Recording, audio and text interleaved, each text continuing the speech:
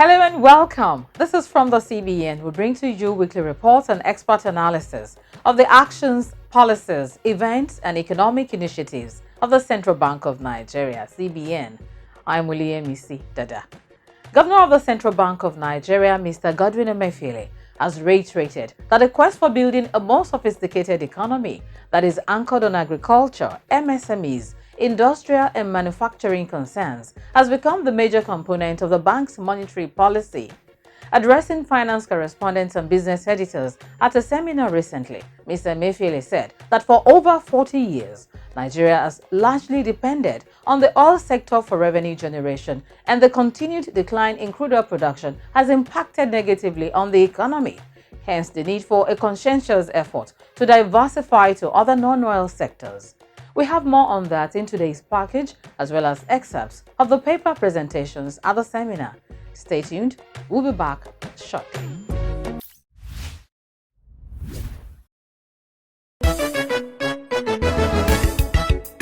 North, South, East or West, male or female, old school or millennial, rural or urban, the Naira is the same, and so is the e-Naira.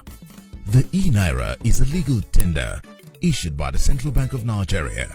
So, let's embrace it. The e-Naira will foster financial inclusion, improve access to credit, facilitate cross-border remittances, and it's easier to transfer. E-Naira, same Naira, more possibilities. This message is from the Central Bank of Nigeria, CBN. Welcome back. The 33rd edition of the Seminar for Finance Correspondents and Business Editors held simultaneously in Lagos and Abuja on Saturday, 27th of August. The theme was Policy Options for Economic Diversification, Thinking Outside the Crude Oil Box. Governor of the Central Bank of Nigeria, Mr. Godwin Emefiele, in his keynote address, delivered by the Director, Corporate Communications Department, Mr. Osita Nwanisobi, said Nigeria's population over the past 7 years has been growing by more than 3% per annum against a less than steady output growth since 2019. Therefore, to ensure overall macroeconomic stability, expanding the production and the industrial capacity of the economy must be given special attention away from over-reliance on crude oil revenue.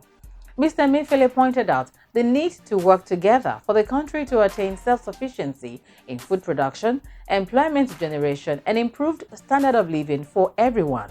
He made reference to the major leaps the Apex Bank had taken to diversify the economy through its numerous interventions. We have supported non-oil sectors such as agriculture, manufacturing, healthcare, education, power, and the aviation, and other allied economic value chains. You may recall that our flagship Anchor Borrowers program, the ADP, that heralded a recent rice revolution in Nigeria, has changed the long-standing dependence on imported rice, as the country is not only dependent on domestic production, but we have now become a rice exporting country. The Commercial Agriculture Credit Scheme, CACS, is a major special purpose vehicle to support commercial farmers in the country in different value chains, including oil palm, cotton, cocoa, etc. Ladies and gentlemen, our continued support to the manufacturing sector and MSMEs have been yielding great results, as the implementation of 44 items not valid for FX for imports has revealed. Let me take this medium to inform you once again that our intervention in the health sector, for example, has begun to reduce the healthcare tourism being sought outside the country, which is helping to conserve our foreign exchange and improve our well-being. Furthermore, the new 100 for 100 policy on production and productivity, PPP, which is targeted at harnessing our local raw materials to increase our domestic production, as well as exports through our deliberate credit and other support, will soon begin to yield results. More so, the RT 200 FX initiative, designed to take advantage of our large domestic production to other regional markets, is targeted to increase foreign exchange inflows to the economy and support exchange rate stability. In addition, the ongoing work at the Dangote refinery, when fully completed, will stop fuel importation, just as we witnessed in cement, sugar, and fertilizer markets. Speaking further on the theme of the seminar, economist and the CEO, B. Adedipe and Associates, Dr. Biodun Adedipe, explained the courageous steps that must be taken to win Nigeria from crude oil dependence and vulnerability. Here's the excerpt of his presentation. Now, why do we need to diversify government earnings and revenue in Nigeria? I put 6 here. There are many reasons, okay? But there are 6 of them. Number 1 is that fossil fuel, which is generally called dirty fuel, is gradually going out of fashion. Because about 80% of fertilizer export of Nigeria is under threat in that regard. If it is going out of fashion, that means you are highly vulnerable in a couple of years, maybe a few decades from now, when that particular source of energy will become irrelevant globally. Secondly, there is frenzied pursuit of clean and green energy to address climate change. Now, what are those specifics? Green bond issuances are becoming very prevalent. Not only that, other funding sources are massively flowing into development in this space. I was interrogating some research findings yesterday with respect to the flow of funding and globally, especially with respect to ESG, that's environmental, social governance. Now, cocktail of policies and incentives are driving the evolution of electric vehicles, okay? That is EVs. Number 1, there is ban on internal combustion engines or also deliberately incentivized electrification. Then there's what I call the risky mindset and behavior. That crude oil is everything. And how do I mean here? Everything we do, everything we talk about in Nigeria, the first thing we think about is crude oil. And in my own view as an analyst, that's why I put that here. We are making a suboptimal utilization of resources in prospecting for oil at higher costs in the northern basin. And why do I say that? Sometime I think in 1999, I was involved in a conversation on Channels TV on solid minerals. And we were 3. The third person happened to be the president of their association. And he said the briefcase he came with samples of solid minerals, that the market value of what he had in that small box was about 250 million naira. So when we left the set, and I told him, why did you mention that value? Anyone could have heard you and made an attempt to come and attack you here. Because if this small box is worth that much, I said in my mind, I can also imagine the worth of solid minerals all over Nigeria. We are largely import dependent, and so to that extent, the demand for foreign currency will continue to grow. And if it is growing persistently, you again bring in what happened up until 80s and 90s. That is, we were a net importer of non-oil goods. By the late 90s, then to 2000, when our refineries started having operational problems, we started importing refined petroleum products. So we now became a country that is a net importer of both sides. That's where we are today. So next time. So the idea then of capital importation to bridge the financing gap was what we had in mind over the decades. Let's just get the money in, either by way of foreign investment or by way of borrowing, fill the financing gap. That's why I said we look more at financial and financing without dealing with the fundamentals. So let's move on to the options. So, this explained, let's move on. I just talked about this. So what are the policy options? Now, there are so many things to consider in Nigeria that I put them in 6 categories. First, next one. So I put them there in 6 categories. In fact, those 7 I have here. Reform and rationalize governance. I put that first deliberately. Just in the convention I had with one of my very good friends here. during tea break that any day politics will trump economics. The idea is very simple. You have beautiful economic policies, well documented, well designed, contents well sequenced, internally consistent, it ticks all the boxes. But those one political actor taking a decision can scatter everything. Then of course, personalize the civil service and public service, they are two different things. Civil service talks about the ones employed that work for government. Public service is broader in scope. It involves also politicians who are in government. So that's why they mean two different things. Okay? Then shift focus to industrial production, adopt PPP for infrastructure delivery, and of course reform and rationalize education and Medicare, and of course smart city, smart nation. Now each of them has a slide that I talk to very briefly, and then we can take questions and answer. Now, the structure of governance today is convoluted and costly. There's no doubt from my experience to date that the presidential system of governance in Nigeria is expensive. So it's an area we need to look through as a nation and discuss with all seriousness. It's expensive. So but one important thing is we need to prune the number of ministries, departments, and agencies. And why is that so? Because some of them have dedicated mandates and also their responsibilities are similar. So we need to realign that. So the second one. Now, I said we need to professionalize both the civil service and public service. How do we do that? We have done the Ukrainian model of meritocracy and diversity in appointments. But the key thing there is that we need to identify MDs that directly drive the economy and then appoint proven professionals to lead them. Which means there are some ministries we need to identify as drivers of economic activities that should not be left to politicians as politicians.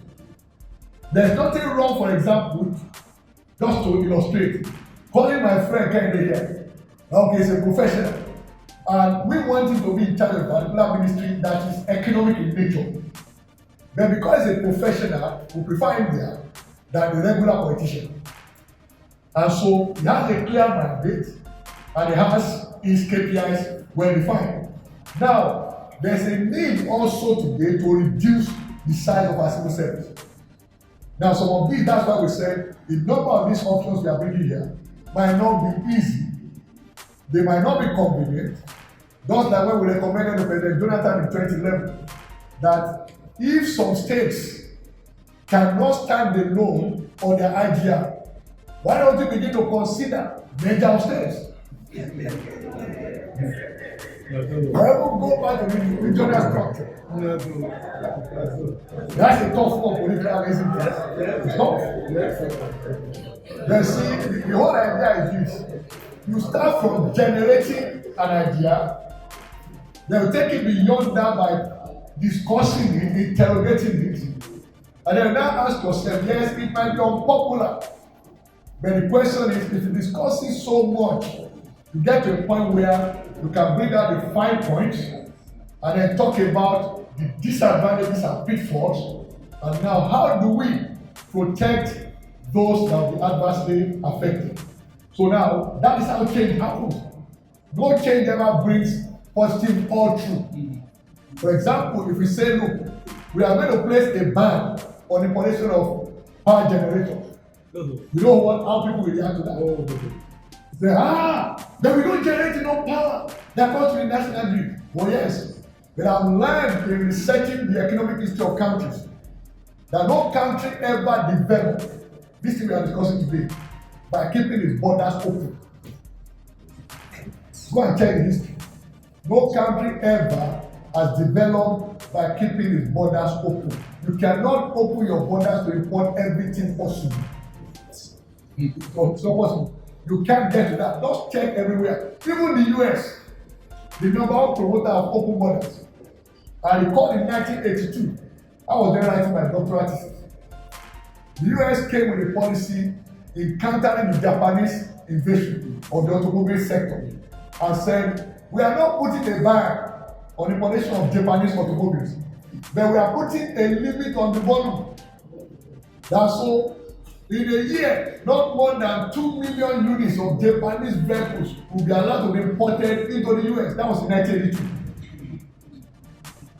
So you can't just open your borders and allow everything to come. You can never grow to do that. You need to rationalize fiscal spend. There are a lot of wastages. You need to deal with that. Find the courage to do it. I've already mentioned the second bullet point there, the 5-year goal, equalize the current spending and no revenue. Then, of course, effectively sanction corrupt and negligent civil and public servants, especially errant leaders. The last of them are very important. We discovered this. Okay, if you are an advisor or a minister, now specified on paper what your allowances are. You are also not allowed to travel first class. You were allowed to travel business class. I was an advisor. That was what was on paper, appointment letter. We now find some ministers who had agencies and parastatals under them. Now you instruct the parastatal to buy them the first class ticket. So it will appear on the ministry's spending records. The parastatal will buy that. Same thing with official cars. Parastatals will buy vehicles for them and label it project cars. But the so-called project cars are available to the minister to use. All of those ways circumventing the rules when it comes to public spending. Number 4. I've talked about the industrialization bit. What I will simply say is that the government must commit to make in Nigeria. That idea came from India. India has what they call make in India. That means we want to make the country conducive for manufacturing. I did some work on that in 2008. We branded it Infrastructure Nigeria, where we modeled what China did. What China did was very simple. Build railway, build roads, build dry ports all over China, so that any manufacturer can start his factory anywhere without worrying about infrastructure. And the basic thing is this globally. Anywhere you want people to build factories and offices, you lay the infrastructure to the place. People will go there, they will build. You build the roads, build the railway, people will go there and build their offices, factories, and whatever. So that is the make in Nigeria side. The made in Nigeria is a deliberate choice to buy what is made in Nigeria. Choice. That the shoes I wear must be shoes made in Nigeria. What I wear must be made in Nigeria. Those are deliberate choices that we must show leadership from the top. The 5th one. This is very, very important. And this talks to our current debt situation. If we must borrow at all to deliver infrastructure, let the borrowing be done by private partners. You get value in terms of cost and quality, and also in terms of timing of delivery from the PPP model. So in which case, there's nothing wrong with borrowing, but it is always more efficient when borrowing is done by the private partner rather than the government. And in doing that also, I've said this over the years, our top leaders must go out deliberately after those that have proven themselves in different sectors and invite them as partners. Don't wait for private operators to approach them. It should be the other way around. That's what Ghana does. The Ghanaian government has done that to people I know, including my own clients here in Nigeria, to come set up in Ghana. It's not Nigeria that went to Ghana. Their government came after them. I have a few cases that are my clients. So our government leaders, operators must get out and go for people that can deliver results. And the final one, number 6, is to reform and rationalize education and Medicaid. We call them, these are what we call productivity drivers, basically. Now, a country I will say we can look at today to learn from is China when it comes to education. They fund, and then they have a deliberate policy that it's like when their children go out of China to study, there's a deliberate plan to make them go like in batches. They go, they return. If someone calls or sends you a message that you have payment issues with your bank and requests that you reveal sensitive information, end the call and don't click. It might just be a scam. No bank will ever ask you for your personal identification number, PIN, mobile banking password, or your card verification code, CVC. Scammers always sound genuine, but don't fall for their bait. Don't respond to phony emails or SMS, and don't click on any dubious links. Even if the other party calls your date of birth or your BVN, don't give them your security details. If you suspect there's an issue with your account, the safest thing to do is go to your bank or call the number provided by your bank directly. Protect your bank details so no one steals your money. This message is from the Central Bank of Nigeria, CBN. Thanks for staying tuned. You're watching From the CBN, a weekly program that brings to you reports and expert analysis of the actions, policies, events, and economic initiatives of the Central Bank of Nigeria, CBN. Dr. Ozomina Nnaji is the Director, CBN Trade and Exchange Department, presenting on the topic Navigating the Monoproduct Economy at the 33rd Seminar for Finance Correspondents and Business Editors last weekend in August, said that the overbearing impact of the oil sector on the economy has exposed the country to external shocks whenever there are crude oil price changes. And in order to insulate the economy from the shocks and forex shortages, there is a need to develop new strategies aimed at earning more stable and sustainable inflows of forex through diversification of the non-oil export sector. She highlighted the challenges to non-oil exports which must be taken care of, and here's the excerpt of our presentation. So, also, I actually have had a conversation with a professor from ABU who told me, I was telling him, I said, the university where I graduated from, you have endowments, you have labs, of which university professors develop a product, they look for sponsor to commercialize those products. If a university have developed, say, an agricultural mechanized farming product, and I'm sure if they come to Central Bank or even come to somebody like MTN, Glow, and say, we have this product, partner with us, we want to develop it into a commercial quantity to sell. I'm not CBN management, but I think that CBN will be open to that. We don't want to be seen as going into each and everywhere. We're already being accused of doing so. So we want to cut our corners and concentrate on doing well the ones we are doing. On the, Leo has said, how do we know that those initiatives are working? We know they are working because we see the results. Then some of them might be underperforming in terms of loan repayment, but we also find a way to refinance them, give them more time to pay back the loan of which they are paying. The director spoke about the one of cotton, where we have refinanced and given them longer term to pay and smaller amount to pay at a time to make those loans perform and to give them the breathing space to be able to achieve their target.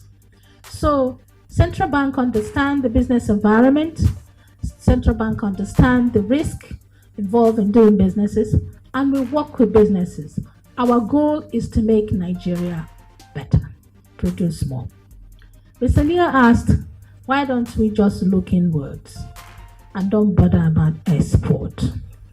Just produce what we can eat and eat what we can produce.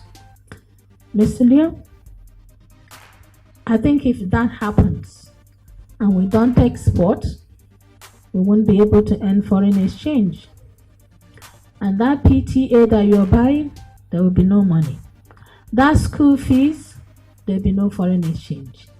That medical bill, there will be no foreign exchange. Yes, we shouldn't just look outward, we should also look inwards. Look at our example in rice. We now have local rice production that is able to serve at least 90% of our needs. So we're concentrating both locally and looking out internationally too, because we need both for our survival and for our economic survival. Both is needed. That's it from the CBN this week. Report on reserved banking issues. The CBN Consumer Protection Department, using the email address cpd@cbn.gov.ng, attach relevant documents. Call the CBN Contact Center on the phone line +234 700 2255 226. Local call rates may apply. Send your inquiries and comments to the dedicated email address from the cbn@gmail.com. Follow us on Facebook, YouTube, Instagram, and Twitter for updates and to watch uploaded episodes of the program. We invite you to join us again next time. I am William Missy Dada. Stay safe and bye for now.